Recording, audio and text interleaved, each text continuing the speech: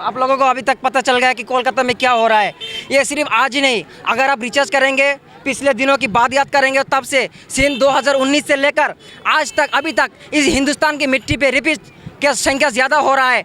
आप कोलकाता वो RKG जो हॉस्पिटल है उसके बारे में अगर पढ़ेंगे या देखेंगे, गूगल सर्च करेंगे, वहाँ पे पहले से ये रेपिस्ट चल रहा था। एक लड़की को रेप किया गया था, लड़की अपने मुंह नहीं दिखा पाया, आखिर में वो फ्लोर से गिर गया, अपनी जान सुसाइड कर दिया। अगर ऐसा ही चलते रहेंगे तो हमारे हिंदुस्तान की बेटी का क्या होगा। हिंदुस्तान के मंत्रियों ने कहता है कि बेटी बचाओ बेटी पढ़ाओ, अब तो बेटी पढ़ चुके हैं, डॉक्टर बन गए, अब उनको कौन बचाएगा। जो कि बच्चे के जान बचाता है, जो पेशेंट लेता है उनको जान बचाता है, खुद ही डॉक्टर होकर अपनी जान ऐसे गंवाना पड़ा, हम शर्म से मुंह नहीं दिखा पा रहे। ऐसे चल रहा है हमारे हिंदुस्तान में। हम हिंदुस्तान के सभी मंत्रियों को, सभी को उंगली करना चाहूँगा कि अगर लड़कियाँ, इस देश के लड़कियाँ सुरक्षित नहीं है तो इस देश का मंत्री का कोई हकदार नहीं, क्योंकि हम जो है, हम जनता, हमने मिलकर उनको चुना है, उस मंत्री को चुना है। इसलिए नहीं चुना है कि वो हमको न्याय दे। ये भी देखना पड़ेगा कि हम लड़की को रेप होने से पहले हम उन लड़कियों के लिए एक रूल्स पैदा करें, इस दुनिया में, इस देश में एक रूल्स पैदा करें।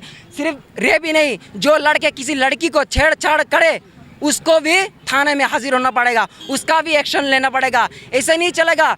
आपसे जो कोलकाता में ये हो रहा है, अभी तक हम सिर्फ ऐसे बोल रहे हैं कि ये हम जस्टिस चाहते हैं, लेकिन अभी तक ममता बनर्जी, कोलकाता के जो मंत्री है, अभी तक कुछ नहीं किया। आपको मैं एक एग्जांपल देता हूँ। उस दिन एक प्रोग्राम हुआ था, ममता बनर्जी को वहाँ पे इकट्ठा किया और उसको पूछा जो ममिता देवनाथ के साथ जो हुआ आपने क्या। उन्होंने बोला कि हमने उनके घरों में 10 लाख रुपये पहुँच दिया।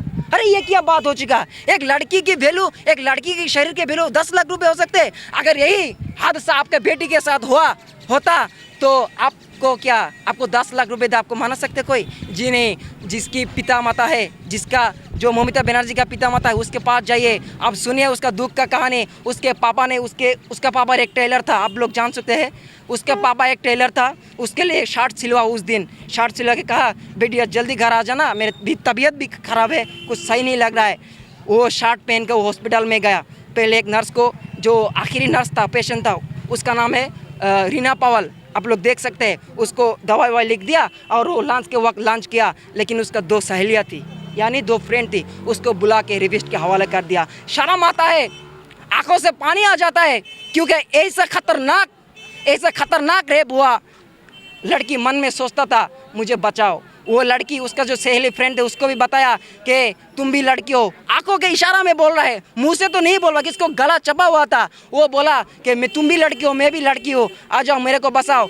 लेकिन ममता बनर्जी, आंसू आ जाता है, ममता देवनाथ को कोई नहीं बचा सका। बहुत चिल्लाया, बहुत डरा हुआ है। अगर ऐसा ही रेप हमारे हिंदुस्तान में चलते रहेंगे तो हम इन लड़कियों का क्या होगा। आप लोगों ने ही बताया कि बेटी पढ़ाओ बेटी बचाओ। बेटी तो पढ़ चुके हैं, कोई इंजीनियर बना, कोई डॉक्टर बना, कोई टीचर बना, उनका देखभाल कौन करेगा, उसको बचाएगा कौन। एक ही बात बोलना चाहूँगा इस भारत के मंत्री को, और ख़ास करके कोलकाता के मिनिस्टर जो है ममता बनर्जी, आपको उंगली कर रहा हूँ हम सब, क्योंकि ये न्याय, ये अन्याय हुआ है, इसका न्याय हम खूब जल्द चाहिए। अगर रेपिस्ट को पकड़ा गया और उस रेपिस्ट को, उनके घर वालों को और दुनिया भर की सारी लड़कियों का हवाला कर देना चाहिए, उससे पिटाया कर उसका फांसी होना चाहिए। हम यही बोलेंगे कि जल्द से जल्द उस जो रेपिस्ट है उन लोगों को पकड़ो और उसको ऐसी सज़ा दो ताकि वो रेपिस्ट जो और दूसरे हैं, हमको नहीं पता, वो भी बोल सके कि नहीं, ये सब नहीं करना पड़ेगा, हमको